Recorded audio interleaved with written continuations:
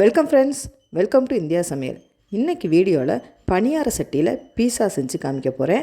பனியார சட்டியில் பீஸாவான்னு சொல்லி பார்ப்பீங்க. அதுவும் கிட்ஸுக்கு ரொம்ப பிடிச்ச ஹெல்த்தியான முறையில் மைதா, ரவை, வீட் எதுவுமே சேர்க்காமல் உங்களுக்கு நான் செஞ்சு காமிக்க போகிறேன். வாங்க எப்படி பண்ணலான்னு சொல்லி பார்க்கலாம். இப்போ ஒரு மிக்ஸி ஜார் எடுத்துக்கோங்க. அதில் 200 கிராம் அளவுக்கு ஸ்வீட் கார்ன் எடுத்துக்கோங்க. இப்போ இந்த ஸ்வீட் கார்னை நல்லா நைஸாக கொஞ்சமாக தண்ணி ஊற்றிட்டு அரைச்சி எடுத்துகிட்டு வந்துடுங்க. இப்போ இந்தளவுக்கு நைஸ் பேஸ்ட்டாக அரைச்சாச்சு. இதை ஒரு பவுலில் மாற்றிக்கிடலாம்.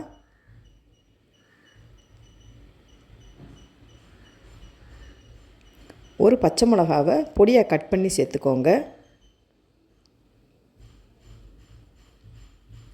2 டீஸ்பூன் அளவுக்கு அரிசி மாவு சேர்த்துக்கோங்க. இப்போ அரிசி மாவு சேர்த்ததுக்கப்புறமா 1/2 டீஸ்பூன் அளவுக்கு மிளகுத்தூள், 1/4 டீஸ்பூன் அளவுக்கு உப்பு சேர்த்துட்டு நல்லா மிக்ஸ் பண்ணிக்கிறலாம். கொஞ்சம் கொஞ்சமாக தண்ணி ஊற்றிட்டு இட்லி மாவுக்கு நம்ம கலக்குவோம் பார்த்திங்களா, அந்த அளவுக்கு நல்லா கலக்கி எடுத்துக்கிறலாம். ரொம்பையும் தண்ணி ஊற்றிடாதீங்க, கொஞ்சம் கெட்டியான பதத்துக்கு இருக்கணும். இந்த மாதிரி விக்ஸை வச்சுட்டு நல்லா கலந்து விட்டுக்கோங்க. கட்டி இல்லாமல் கலந்துக்கோங்க. இப்போ பார்த்திங்கன்னா இந்த தான் கரெக்டான பக்குவம். இந்த பக்குவத்துக்கு இருக்கணும். இது அப்படியே இருக்கட்டும். இப்போ ஒரு மிக்சிங் பவுல் எடுத்துக்கோங்க. அதில் கொஞ்சமாக வெங்காயம் பொடியாக கட் பண்ணி சேர்த்துக்கோங்க. ஒரு தக்காளி பொடியாக கட் பண்ணி சேர்த்துக்கோங்க. நீங்கள் குடமிளகா இருந்துச்சுன்னா அதையும் சேர்த்துக்கிறலாம், சூப்பராக இருக்கும். பன்னீர் கொஞ்சமாக பொடியாக கட் பண்ணிவிட்டு சேர்த்துடலாம். ஸ்வீட் கார்ன் கொஞ்சமாக சேர்த்துக்கோங்க. 1/2 டீஸ்பூன் அளவுக்கு பெப்பர் தூள் ஆட் பண்ணிக்கிறலாம். உப்பு தேவையான அளவுக்கு சேர்த்துட்டு நல்லா மிக்ஸ் பண்ணிக்கிறலாம்.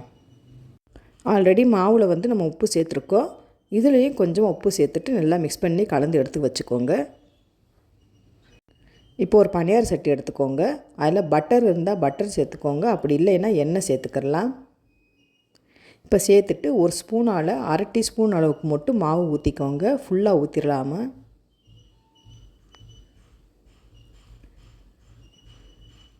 இந்த மாதிரி 1/2 டீஸ்பூன் அளவுக்கு மட்டும் மாவு ஊற்றிட்டு நல்லா ரவுண்டு ஷேப்புக்கு இந்த மாதிரி ஸ்பூனில் வச்சு இந்த மாதிரி செஞ்சிடலாம்.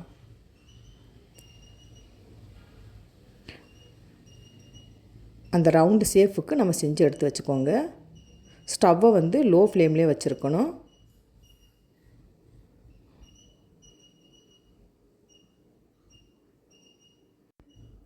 இப்போ மூடி போட்டு ஒரு 2 நிமிஷம் குக் ஆகட்டும். இப்போ ஓப்பன் பண்ணி பார்க்கலாம். பீஸா சாஸ் கொஞ்சமாக சேர்த்துக்கோங்க. சேர்த்துட்டு இந்த மாதிரி மிக்ஸ் பண்ணிக்கோங்க.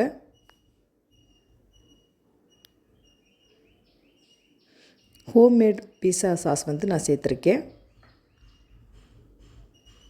இந்த ரெசிபி வேணும்னா நீங்கள் கமெண்ட் பாக்ஸில் கமெண்ட் பண்ணுங்கள். நான் செஞ்சு காமிக்கிறேன் பீஸா சாஸு. இப்போ 2 நிமிஷம் குக் ஆகட்டும்.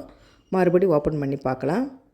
இப்போ நம்ம பன்னீர், வெங்காயம், தக்காளி, கார்ன் எல்லாமே செஞ்சு வச்சுருக்கோம் பாருங்கள். அந்த சேலடை மேலே இந்த மாதிரி அப்ளை பண்ணிக்கிறலாம்.